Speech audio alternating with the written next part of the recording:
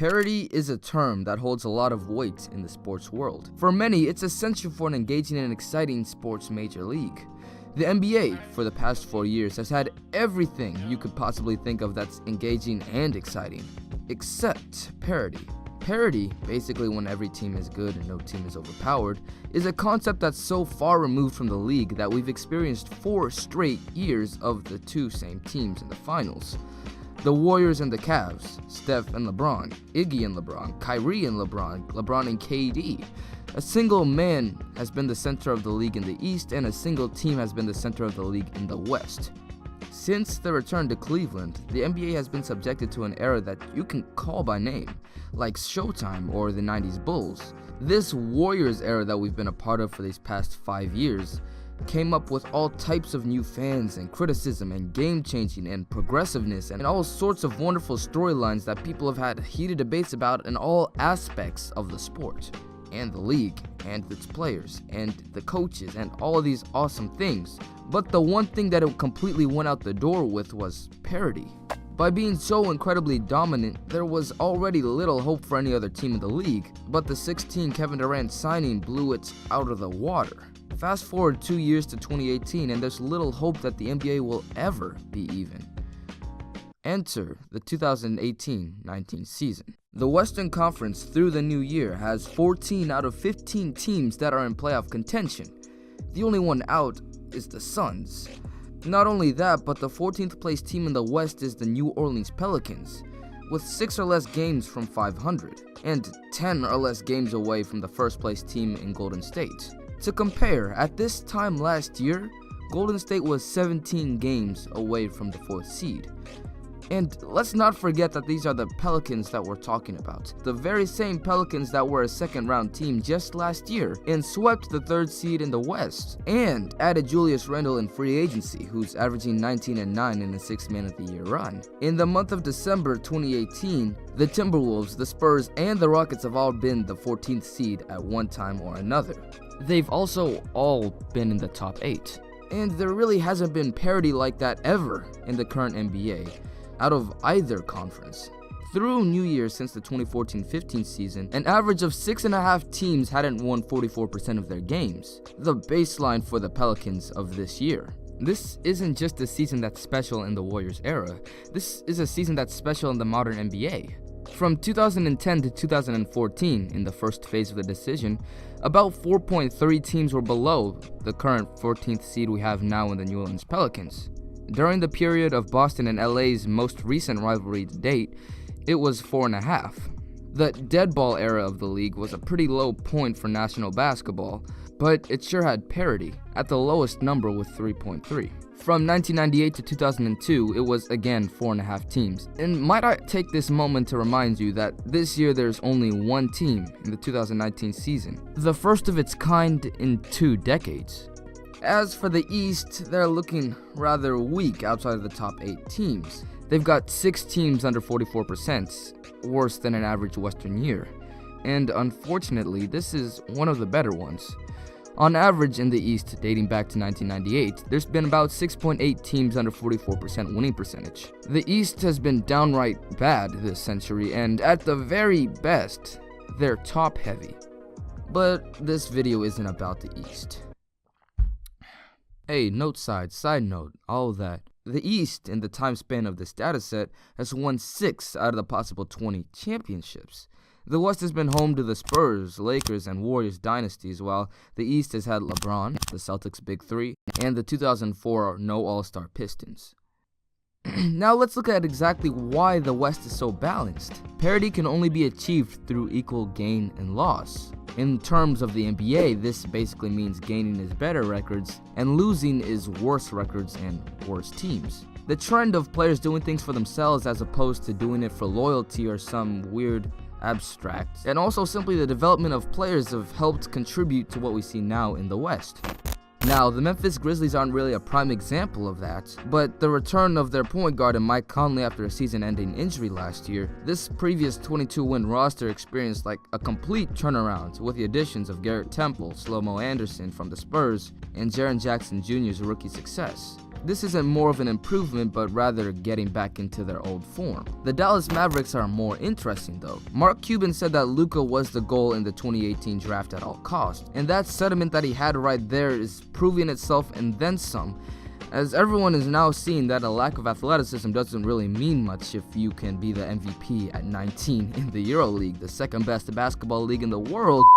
Add that along to the addition of DeAndre Jordan to a lineup with Harrison Barnes and Wes Matthews, two veteran playoff-savvy players, and you have a potential playoff team. The Sacramento Kings are the pinnacle of player development. De'Aaron Fox and Buddy Hield are both having career years and are leading a young squad that's basing itself on speed in order to outscore the other opponents. The Scars is back in town! The development of the players from Willie Cauley-Stein to Harry Giles and the help from Iman Shumpert and the like make this team very different from what they were just a year before. Now, the Lakers, they have LeBron. The Los Angeles Clippers are also Naturally, it's not just LBJ's signing that made this team click. Even LeBron himself's a little surprised at the accelerating timeline, which comes from the mentorship of Rondo, JaVale McGee, and Lance Stevenson, of all people. Kyle Kuzma, Lonzo, Ingram, and Josh Hart are picking up quickly, as could be seen in the Warriors' Christmas Day matchup. As for the Los Angeles Clippers, with Danilo Gallinari finally healthy and the emergence of Tobias Harris as the rightful all-star caliber player that he is, the Shai Gilgeous-Alexander rookie movement, and the NBA's premier energy man in Montrezl Harrell, LA's incredibly more refined now than last season in the final remains of the Lob City era. Lou Williams is doing his thing under a little more restriction, and it's now doing wonders for the third best offense in the league. No matter how good these teams are, there has to be some type of loss somewhere. In the 2018 half of this season, there have been previous powerhouses that have faltered, which has allowed for the 5 teams that were out of the playoffs last year to be in the position that they're in now. Case in point, the Houston Rockets. The loss of Luka Mbamute and Trevor Ariza hurt a lot more than what was let on. The month of December seen them move up to the 15th best defense in the league, in other words the most average, but the beginning of the season saw them as one of the worst. The Melo fiasco also cost them some games, and CP3 missing quite a few games all contributes to this early season falloff. The San Antonio Spurs, after the injuries coming to 3 of their point guards before the season and all-defense member DeJounte Murray, rookie Lonnie Walker IV, and Derek White, the team already weakened by the losses of Kawhi and Danny showed struggles in the beginning of the season, as DeRozan and Poeltl couldn't mask the growing pains of a new roster. They are making the playoffs, but their early season suggested otherwise.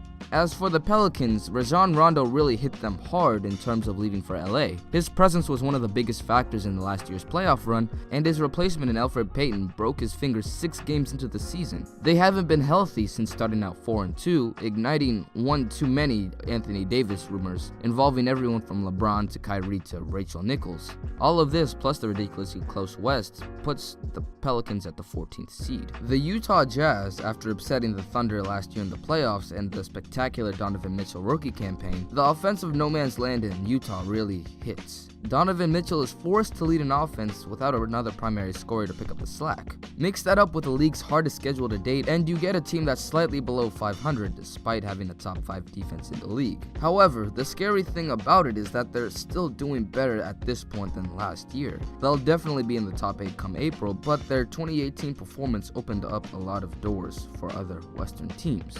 The teams that were all able to improve past their previous records and expectations are all, for the most part, young. There is still room for improvement with these teams. All of these rosters that are experiencing breakout years have just begun to make their climb to the summit of the best in the NBA. Dallas has the wonderkind from Slovenia, Luka Doncic, and a core that Dallas is willing to mold and shape to his success, as shown by the trade rumors surrounding Dennis Smith Jr.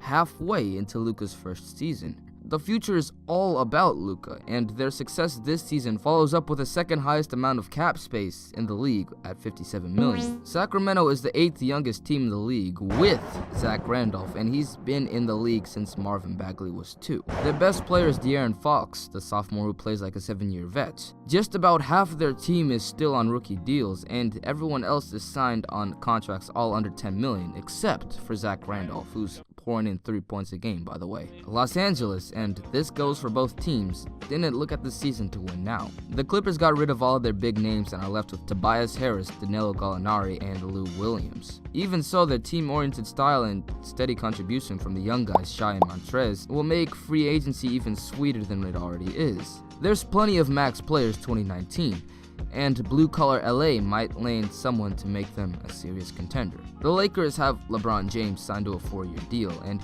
he's been taking over GM responsibilities. The Lakers core is way too young to be doing this well, but the fact that they are is very scary, and it becomes a lot more scary when you see the amount of cap space LA has available in 2019.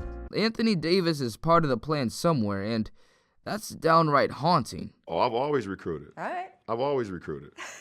I mean, I don't know. Is this something new? Memphis has got the least amount of upside on this list, and I'm sure they realized that. If the Trevor trade went through, they'd have themselves 23-year-old Kelly Oubre along with Dylan Brooks, Javon Carter, and Jaren Jackson Jr. Of course, it didn't go through because of reasons. However, they do have the most experience. Memphis has been to the playoffs 6 times in the Mike and Mark era, and with 2 veterans leading a team that's mostly consists of 20-somethings that's hovering around a top 5 defense bodes good things in the future for the 2019 on grit and grind roster. The wins have to come from somewhere though. Most of the teams that dropped off in 2018 are still serious contenders in the West and were held back by certain circumstances. Just the other day, the supposedly weakened Rockets beat the streaking and full-strength Celtics without Chris Paul. The San Antonio Spurs suffered the losses of Danny Green and DeJounte Murray, their 2 best defenders, and at times were starting Dante Cunningham. Even so, the Spurs rebounded quite nicely. In the month of December, the Spurs beat the Trailblazers, Lakers, Jazz, Clippers, and the Nuggets by an average of about 12 points, and we're not including that 38-point schmack. New Orleans isn't at full strength yet, and they have a 48% chance of making the playoffs per 538. Utah had a similar start to the season last year, and they ended up winning 48 games. So the wins are going to be harder to come by for the foreseeable future in the West. In the East, however, it'll be a cakewalk. Out of all 6 teams below the Pelicans in win percentage in the East, there's nearly no hope for any of them.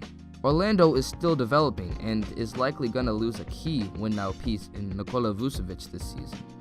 Not to mention that they still desperately need consistent guard play after shoving their front court full of young players. The Wizards are a train wreck and they don't even have youth to look forward to. John Wall is signed to a supermax and just suffered a season-ending injury. Bradley Beal is unhappy and the Trevor Ariza trade isn't working. They're a bottom 10 offense and the 3rd worst defense in the league since the trade. Even if by some miracle they ramp it up in 2019, they'll still be a fringe playoff team at best. The Hawks, Bulls, Knicks, and Cavs are all still clearly rebuilding, and not even rookie LeBron would be able to elevate these teams to a playoff level, especially considering the skill of the top East teams. New York probably has the best chance given all the rumors that everyone has about people going to New York, but unless Porzingis comes back full strength, I highly doubt that anyone's making a trip to NYC over any of the other teams available. So while the East has some serious contenders for the next few years, its bottom is going to be the bottom. Until the draft comes through with developable talents, there's going to be some pretty big numbers in the loss column for a bunch of teams that aren't looking to win. These rebuilding teams are going to be taking a brunt of the wins that come with the increased parity in the NBA. But even so, this is for the best and inevitable. Ever since the Celtics' Big Three, the barrier between quote-unquote loyalty and a player's best interests has been chipped away at and completely removed after the KD signing. It makes sense that the NBA is going to get better, as players are going to go and join teams that give them the best chance of giving themselves a legacy, instead of laboring on teams that don't give them a shot at all. So the league at the very top is taken care of. All of the other competitive space is filled by young, up-and-coming teams benefiting from the mistakes of years past, or teams creating their own niche while still keeping headroom for a potential upgrade. The stage is set for the NBA to move into new competitive heights that it's never been to before, and I hope you guys are as ready as I am for it. Thanks for watching.